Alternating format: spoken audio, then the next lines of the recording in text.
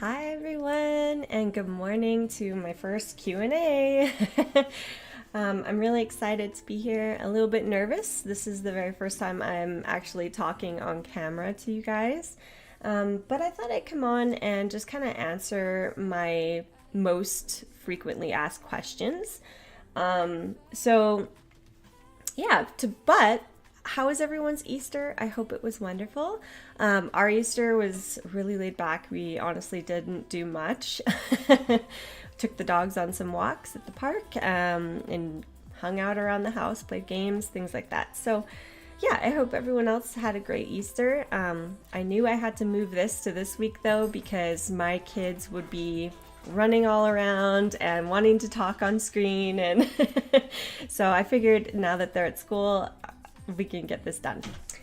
But the very first frequently asked question that I get a lot is about what equipment I'm using, so I thought I'd talk about the equipment that I'm using. I have two cameras. The main one that I use is my Nikon D750. I really love that camera. I bought it originally for newborns because it had the like flip screen where I could be pointing the camera down but have the screen flipped up so I can see what my image was going to look like. I worked a lot on with the baby in a prop. Absolutely love that. I think it's cool too if you're trying to get like different angles, if you're trying to get something really low to the ground, or it helps a lot to be able, don't have to like lay on the ground to look through the viewfinder. So that's really nice. So having that live feature and having the movable screen was really helpful. I really do love the quality of that camera as well. So yeah, it's a great camera. It was a little more affordable as well than getting like mirrorless. So this one still does have a mirror, but it is full screen. So yeah, full frame. Full frame. My backup camera is actually my old camera. It's still a good camera, but it was getting, I used it a lot. I used it for several years, and so I thought I needed to just upgrade a little bit. Also, that camera was like super heavy. It's the Nikon D4. It's great in low light. I was shooting a lot of weddings when I first got that one. And I was doing pinup photography as well. The quality is beautiful. It's full frame. It's a good camera, but it is really heavy. And by the end of a night when I was photographing a wedding, my arm was so tired. So especially with newborns, I was fearful of dropping it. So I definitely needed to change that when I started working with the newborns. Yeah, so that's kind of what I did. But both of those cameras are great quality for composite photography. Really good quality images to be editing with and doing composites and stuff with. So I love both those cameras, and I would definitely buy them again. Like if I had to upgrade or whatever, or buy a new camera if one got broken, I would definitely go with these ones again. They're both really good. But I really do want a mirrorless. All right, and then my lenses that I use the Nikon 24-70, 2.8. So that one I use a lot inside because it's telephoto, so I can switch it if I need to. If I need more space, then I can go a little more wide angle. But I do try to photograph my kids at the 70 because there's no distortion. The wider angle you go, the more distortion you can get. So just to keep that all, looking more normal, I like to stay at the 70 mark when I'm doing compositing.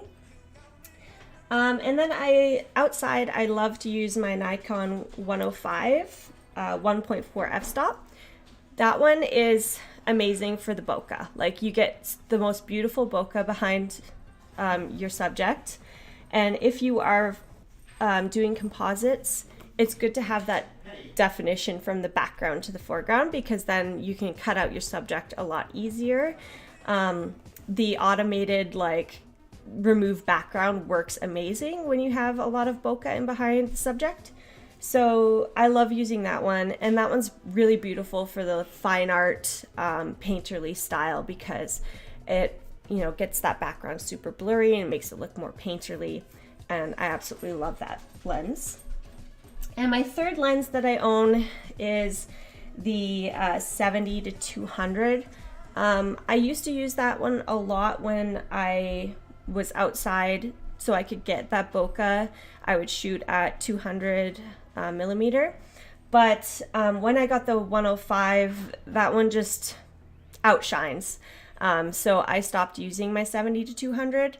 But if you shoot weddings, a 70 to 200 is really good because then you have a really wide range. If you have your 24 to 70 and then your 70 to 200, basically you've got any kind of length that you need for weddings. So that's why I had those two lenses. I use those a lot for weddings. And yeah, so for lighting, I use my Elinchrom Quadra Rangers. What I like about those is it's a portable battery. It's basically portable strobes, so you can take them on location. If you also shoot weddings, then they're great for that as well.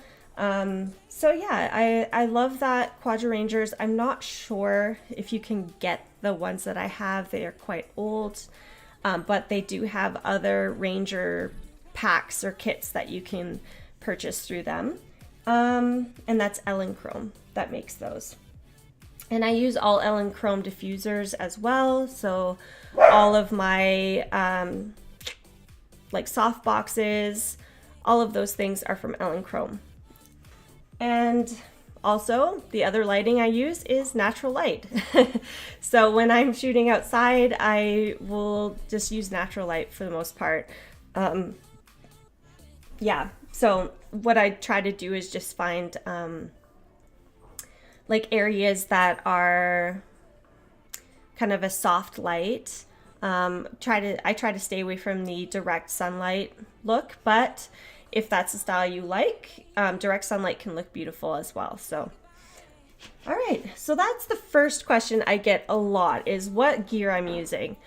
But to be totally honest, you don't need to have super high-end gear. I mean, I don't have the top tier gear, but it works for what I want to make. And so if you know how to use your camera and your light, you're gonna get beautiful images no matter what gear you have. So learn how to use the gear that you own really well first, and then you can upgrade down the line. So it took me a few years to upgrade my gear, and when I was working professionally, having my own studio, I would just block off a certain amount, you know, every year to upgrade certain gear. So the first thing I got was my enormous Elinchrom softbox. That was the first thing that I upgraded to. And I absolutely love that softbox. It's the 60-inch softbox. And I use it for everything. Anytime I'm lighting my kids and doing in-studio stuff, I use that one. It gives the most beautiful soft light, and the larger your softbox is, the softer the light is going to be. And so the second thing that I kind of upgraded to was getting my new camera, and then I got my new lens, and you know, it was over time. It wasn't like I went and spent all my savings on everything at once. So, hey puppies, cut it out. So definitely, you know, you can have your wish list, but it's not needed. I mean, you can do tons of cool stuff with the gear that you do have. All right, and so my second question that I get a lot is what settings that I'm using on my cameras. So I typically use the same settings, but I always like to use the widest f-stop that I can with my lens. So then I just kind of rearrange or like work with the other two, the speed and the ISO, to work around that so I can use that with really wide aperture. The reason I like to use a really wide aperture is because that's what's going to get you that bokeh in behind your subject. Doggies! Duke! Come here! Yeah, that's what's going to get you that wide aperture, or sorry, the bokeh in behind. So that's why I like to work with that. So with my 24-70, I found that when I was using it wide open at the 2.8, it was hard to get it to autofocus properly. So the best range, and each lens has its like best aperture that it works like the smoothest with. And so I found out that my 24-70, it's actually 3.5 that it works the best at. And yes, it's not wide open, but you're still going to get that bokeh in behind your subject, and that's what I'm looking for. So that's what I use. So I go 3.5 for my aperture. When I'm inside using my strobes, it's typically around 1/60th of for speed. And my ISO, I always leave around 100 to 200 ISO. So that is what works best with my strobes inside. Outside though, typically I use my 105 outside because you got tons of space to work with, right? Like if I want the background more in, then I can back my body up, or I can move closer, and it's gonna give me that amazing bokeh. Like I absolutely love it. So I work with that one wide open, and that's at the 1.4 mark. Sometimes I will go up to the 2.8, but typically I stay with it wide open because it's a gorgeous lens. It's my all-time favorite lens to work with. And then, so my ISO and the speed basically depend on the lighting situation, because you know how your light can change outside at any given moment. The sun could go behind a cloud or pop out, you know. So I usually will have my ISO between the 100 and 400 mark, and then my speed I will bump up. Like I'll have it pretty quick, so just depending on what the lighting situation is. So that's basically what I do for my settings. It's pretty simple. Yeah, I just try to work my settings around that aperture.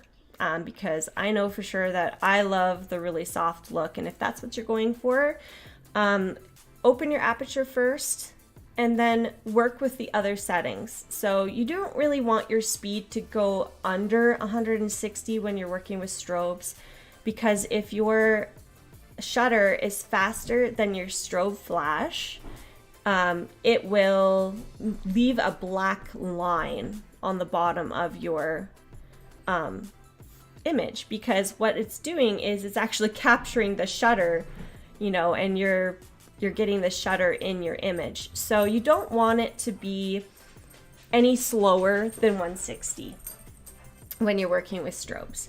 So that's why I typically will have those two things set, and then I'll work my ISO around that. But you know, I keep it at the 100 mark. So I hope this helps. If you guys have any questions about gear or any of my settings that I use, I'm happy to type it out or talk some more about it.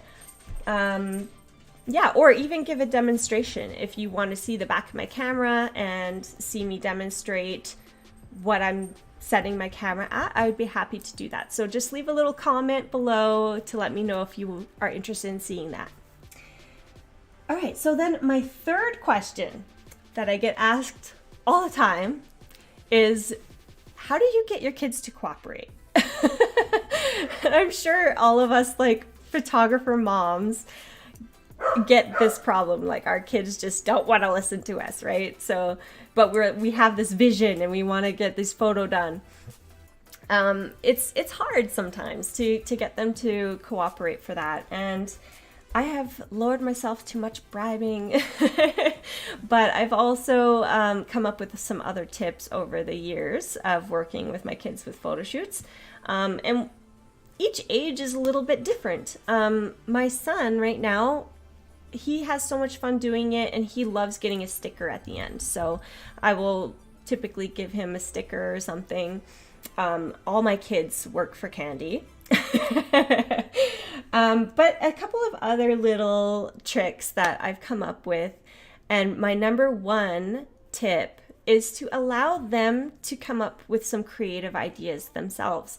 So if it's something that they're interested in doing, then they're going to be more likely to want to pose for it. So for example, my eldest, she's not always that interested in doing photo shoots with me. My middle child, my middle daughter, and my youngest son are at the age that they really love to do this. Like, and my middle daughter, she's a dancer and she loves to perform and all that kind of stuff. Whereas my eldest is a little more shy when it comes to being in front of the camera, I guess. Though she's usually not the shyest kid, but when it comes to being in front of the camera, she is a little bit shy. So the way to get her to cooperate or, join us on a photo shoot is if it's an idea that she wants to do. So she came up with the idea of wanting to be Mirabelle, and wanting to have a costume to be Mirabelle. So I actually made her that dress, and we went out and did the Mirabelle photo shoot, and she had so much fun. She loved swirling around in the dress, and it was just something fun for us to do together. So definitely let them come up with their own creative ideas, and also allow them to kind of take turns, right? So if you have a pose in mind that you want your child to do, you can say, hey, I have this really cool pose that we're going to do, and then you can come up with something.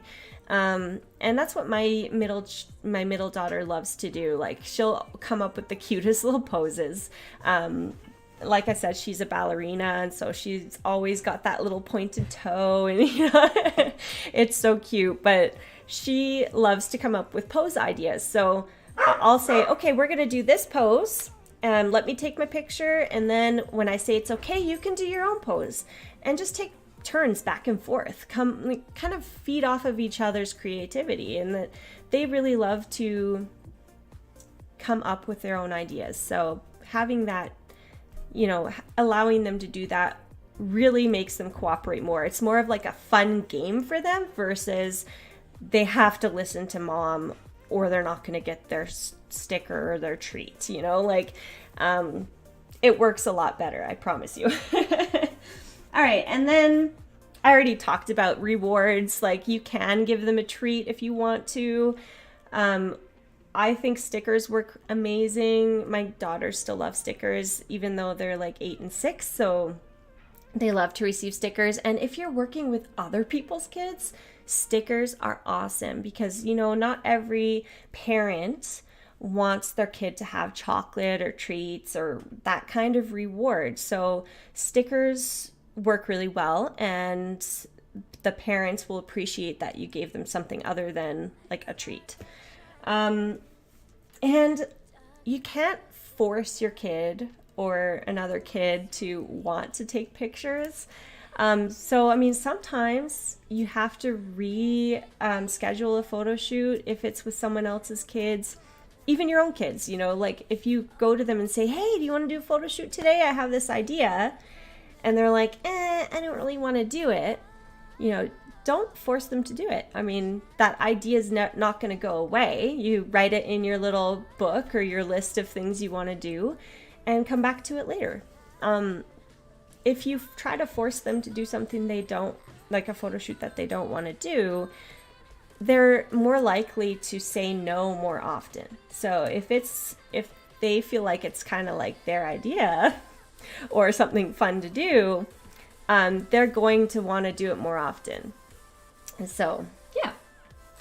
My other ideas are, make it fun, open up your imagination, especially with poses. You could say, oh, imagine like there's a big dragon in front of you and all this kind of stuff. So another thing that I've noticed that like Life of Avax does, for example, is she creates little scenes. She'll actually like create a dragon out of cardboard or something for her kids to play with. And that really works for her because it gets like the kid's expression a little bit more. It's more acting. So that's really fun. I've actually thought of trying that with my kids too, because it really does look like they have tons of fun doing that. And keeping your mood upbeat goes a long way as well. If you're starting to get frustrated with, say your child's playing and not really listening, keeping your mood upbeat, or taking a pause even from the photo shoot, just say, I'm gonna go get a glass of water or something like that, and just take a break, take a step back, and try to keep positive, will go a long way with your child as well. If they notice that you're getting frustrated and angry, you know, they're either going to get frustrated and angry or cry or, you know, something. You know, you don't want the experience to be sad for them, because then they're not going to want to do more. And with little kids like my son, for example, you want to keep the photo shoot pretty short. Otherwise, his attention span's just like, he doesn't want to do it for too long. By the end of the photo shoots, even if it is short, even he'll be like, are we done yet? So you just got to be kind of quick with them. He's only 4, so I try to just go in with an idea. And right now he's at the stage where he's not really coming up with his own ideas. He's maybe not interested in it the way my daughters are. So he just kind of goes along with what I need. And so that way it actually does make it go a lot quicker, because I already have a vision in my head. And what else do I have down here? Oh, that's it. All right, so we covered our ideas of how to get children to cooperate for photo shoots. It does make it a little harder, I guess, when it's another person's kid, because you do have like a schedule, like you booked a photo shoot. But honestly, I found that like with little kids, if they're not cooperating, it's always better to maybe try a different time or reschedule the photo shoot for your client. And I know it's kind of a bummer when you have to do that, but honestly, if you like are working at a bad time for their like nap schedule or routine, it can really mess with the photo shoot. And so if you say, hey, is there maybe like a better time of day, and maybe we can try it on the weekend or whenever it's good for your schedule, they'll appreciate that a lot more than getting photos that they're not going to be happy with. So yeah, just the whole don't force it thing goes a long way for working with kids.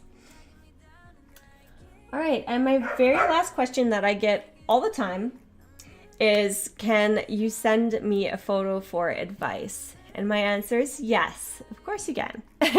I love helping people. I went to ACAD, so I've learned how to, I learned in school basically how to give proper critique of artwork.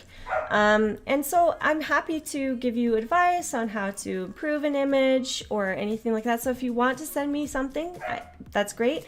There's also the Facebook group that you can post. And I know it's a little scary to like post things to have critiqued, but you got to keep in mind that most people are there giving advice because they want to help you become a better artist. It's not, there might be some trolls out there, but you got to kind of take everything with a grain of salt, because, or salt, grain of salt. I said that wrong. Okay. Woo. You just have to kind of try to take their advice to heart. If they're just outright being mean, just ignore them. Trolls will be trolls. But the people who are actually trying to give you good advice, listen to them, because that will make you a better artist down the road. I know when I was in school, my first year, it was hard because, I'm very sensitive, so I took things really personally. But as I went through the years of having my work critiqued by people, I started to like listen to what they were saying, and the next piece would be a little better. And it takes time and practice, and listening to people who want to give you helpful advice for your artwork. So posting, it helped me for groups as well when I was learning how to do newborn photography. As you know, newborn photography is not easy at all. Posing a newborn is very difficult. And so posting my newborn pictures and being like, how can I improve on this pose? Or what did I do wrong with this pose? People will give you really good advice. And the next time I went and did that pose, it was better. And I got better and better through the years. And I was 3 years doing newborn photography. So post your photos, get advice, because it will improve your artwork. And the other option is for these Q&As. For example, if you want to post a picture for me to critique on the live, I would love to do that. And it would be, it'd be cool because I could show my screen. I could kind of show you what I would do, for example, on the picture to improve it. And that would definitely help everybody in that case, because then it's almost like a little tutorial. I think I missed one thing when I was talking about equipment. The one thing I missed about equipment was tablets. I do get asked a lot about what tablets I use. So the first tablet that I have is the Wacom One. It's this one here. It actually hooks up to your computer. And you can draw right on the screen here. So it's the Wacom One. That's my first tablet that I have. And I recently, and I'm super excited about this, but I recently got the Microsoft Surface Pro 9. So I'll show you that one. So this is the Surface Pro 9. It actually has a detachable little keyboard and pen. It's a pen. You can draw right on the tablet. It's basically like a computer, a touch screen computer is what it is. And I love it. I love being able to take it on when I wait for my son at preschool. For the doors, we have to wait for the doors to open before he can go in. And usually I'm there like a half an hour early because it's right after I drop the girls off at the bus. And so that gives me like a half hour to draw or to edit or do whatever I want to do on my tablet. I love it because it's, I can take it traveling. I can, I'm excited for the next trip because I can edit on the airplane. I'm really excited for this tablet. It's going to be awesome. So that one is the Microsoft Surface Pro 9. So it's awesome. I absolutely love it. It's my favorite thing I own right now. Those are the tablets I use. I don't know how many times this week I've been asked, what tablet is that? People are looking for tablets. They're in the market for tablets right now, I guess. But I know it's kind of short. It's been about 30 minutes that I've been sitting here chatting to you guys. I don't see any questions in the live stream. I hope this was helpful, and definitely ask more questions for next month. I think I'll do them either at the end of the month or the start of the month. And we can talk about artwork. We can critique artwork. What else can we do? I can answer whatever questions you have. And I'd be happy to show my screen. So if you have like a very specific question about Photoshop or something, I'm happy to share my screen and show it to you. But yeah, I think this has been pretty fun, and I hope I gave you guys really good information today. And I'm excited to see you in the next live. So the next live stream is actually going to be new artwork. I honestly don't know what I'm going to do yet. I'm kind of thinking the red panda or turning red thing, because my kids were obsessed with that movie when it first came out, and we went and did pictures to go do something, and then I never did it. So that's something that's just been on the back burner. The other one is also the Rapunzel. I was going to do a Rapunzel composite because my daughter, we got the wig like a little too late. And so I took some extra pictures of her after we got the wig, and so I could do that. So comment below on this live stream which one you'd rather see, Turning Red, like a red panda, or Rapunzel. All right, I'll see you guys in the next one. Bye.